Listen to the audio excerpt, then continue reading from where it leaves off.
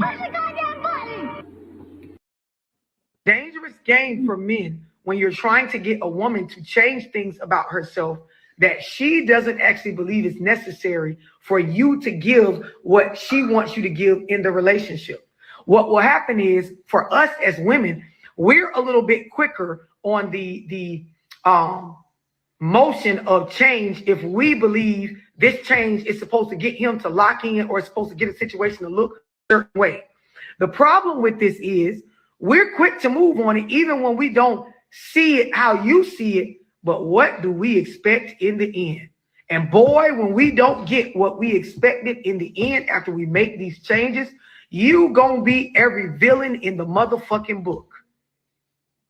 You gonna be every bad guy in the motherfucking book. And with a woman, when she has made up her mind that you are a fucking bad guy in her storyline or her perspective on the situation or life, every negative, evil, underhanded, cutthroat, backstabbing ass thing that she could possibly do and that she does, she's not going to feel bad about it because it is justified because you're a motherfucking villain. You the killer, you the robber, you the rapist, you the narcissist. You are whatever it is that she told herself that you are. It's a dangerous game. You know what's interesting about this? And I shout out to the people. Men and women are both sensitive creatures, ego-driven.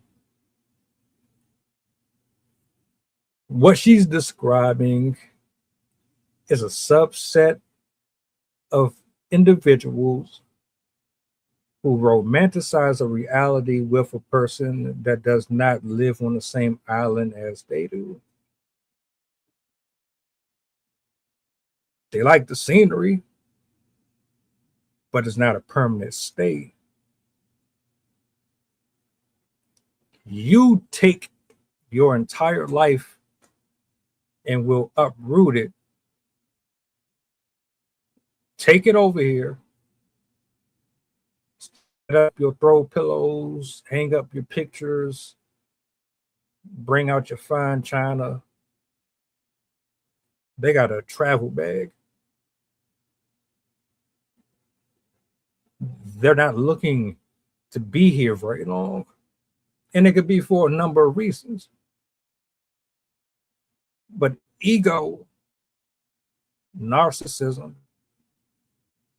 lack of self introspection always disqualifies a person from having the face-to-face that they are supposed to with the truth that has been right there the entire time. So when things blow up in your face and it doesn't pan out how you expected, the walls come crumbling down. All the fine pieces that you put up there with the pictures, the candles on the fireplace mantle, all of it gets destroyed. And it's destroyed by your self-evaluation. The broken mirror to the true response that is absolutely indicative to overcoming this pretentious perception that you have of something that is not even real.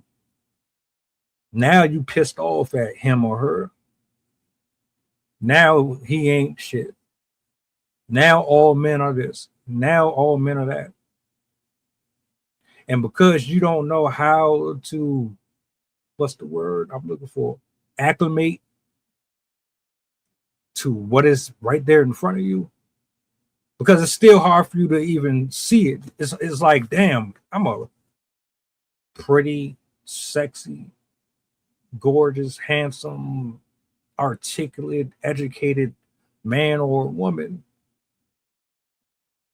the Instagram followers and the tweets and the messages and the inbox, DMs, all of them supply me with so much dopamine that there's no possible way that this person doesn't see me in the same light as they do. But you don't understand that we see ourselves in other people way more than we actually should be. And that's the harsh reality. I know people are going to be offended by that. It's the truth. How dare you? The only person that you can see in you is you and you. You cannot be looking at them and thinking because this is how you feel about you that they're going to feel the same way. I had to learn that the hard way years ago. I'm still wrapping my mind around the fact that every single person in the world don't desire me because I think that highly of myself. Truth is, everybody is not, and everybody not going to pour into you the way that you would like.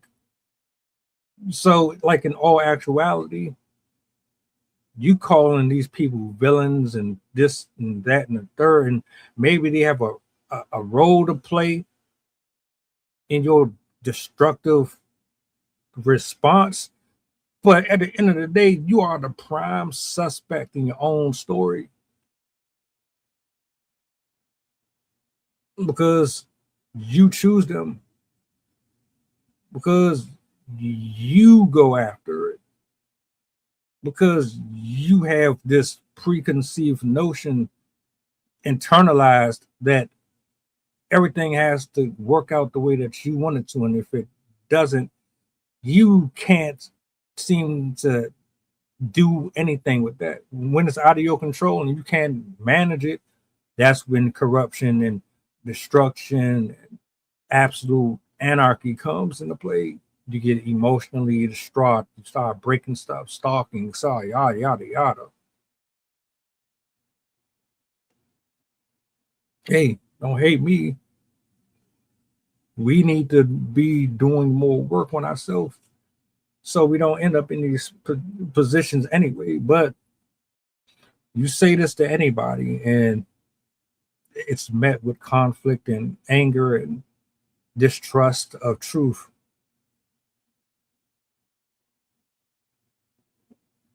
You agree with what she said? Do you think that there's something that she left out or needs to add in there? Just curious.